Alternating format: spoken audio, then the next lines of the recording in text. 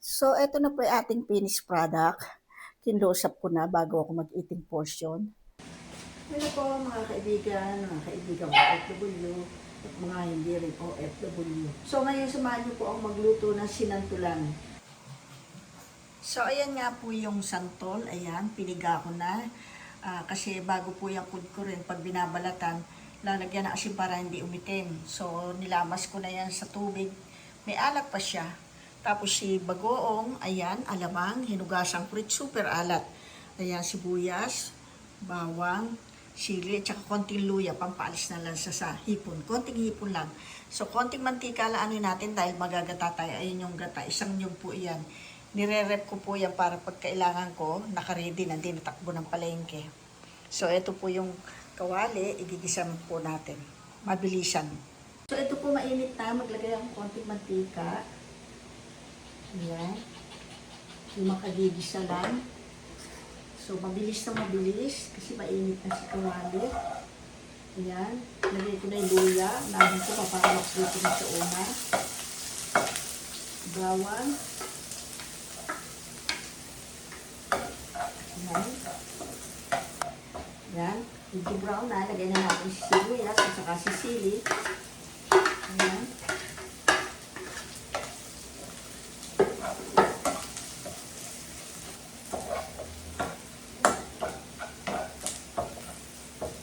Lagay na po natin yung bagoong.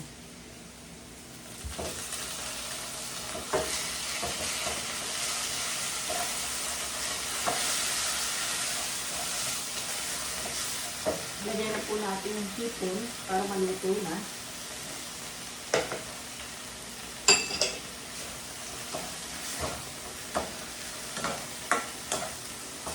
Lagyan na po natin ang paminta para suwabing-suwabe lasa ang bango.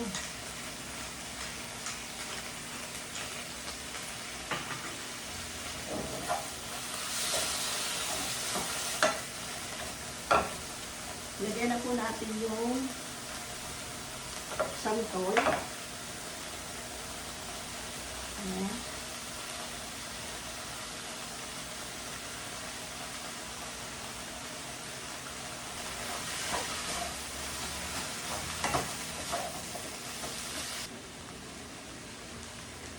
Ito siya, medyo nag-yellow pa, pero may gata pa siya. Ayan. Pahuhuli po natin yung unang gata.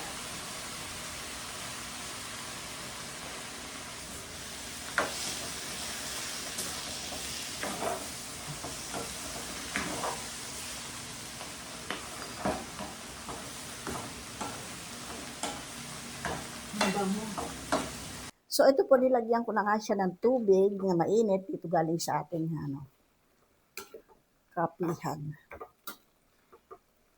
So, titikman po natin yung alat niya kasi di ba ako naglalagay na kasi yung bagoong maalat, hinugasan ko na ng konti iyon. Parang konting tabang pa. Parang matabang. Sakto lang. Ang sarap na Wala pa yung lagyan ko ng paminta ulit. Ang sarap. Gusto ko yung asim niya.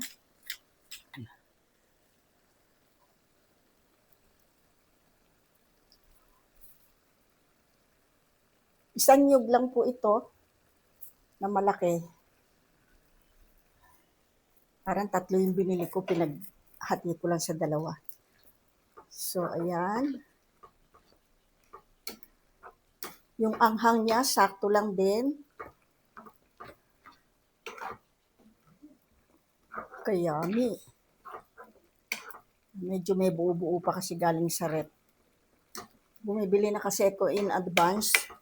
Tapos, pinipreser ko siya para pagdating ng type kung may igagata ako, andyan na, hindi na yung tatakbo palengke, lalo na kung alanganing oras.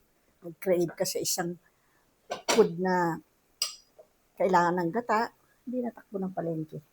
Pa natin yung may pangalawang gata. Ay, yung unang gata.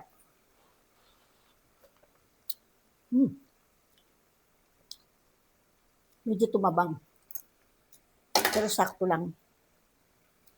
Kasi baka umalat, sayang. Sarap. Medyo itik natin ng konti. Pwede na.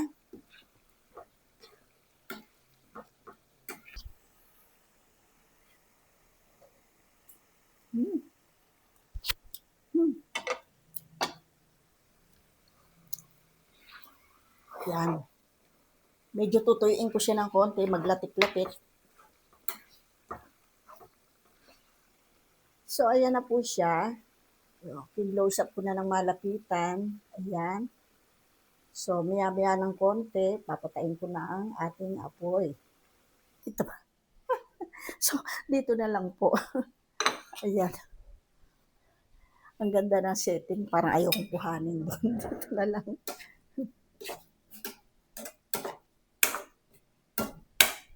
Ayan. Nabusalsal na. Wala pong katerno kasi may tinapa. Kaya lang, nagmamadali nga ako. Pakita ko lang sa inyo. Kakain tayo ng konti. Isang subo lang. Tapos babalikan ko ito mamaya pagbalik ko. Pwede rin continue yung eating portion mamaya ito. Unang subo po para sa inyo. Shout out po sa mga nanonood ng vlog ko kahit na napakadalang. Kahit walang terno. Sarap niya. Hindi na ako magtututbrush, tatakbo na ako sa labas. Mainit. Ang sarap, promise. Nagmamadali ako. Pinakita ko lang sa inyo. Babalikan ko ito mamaya. Yummy. Parang merienda.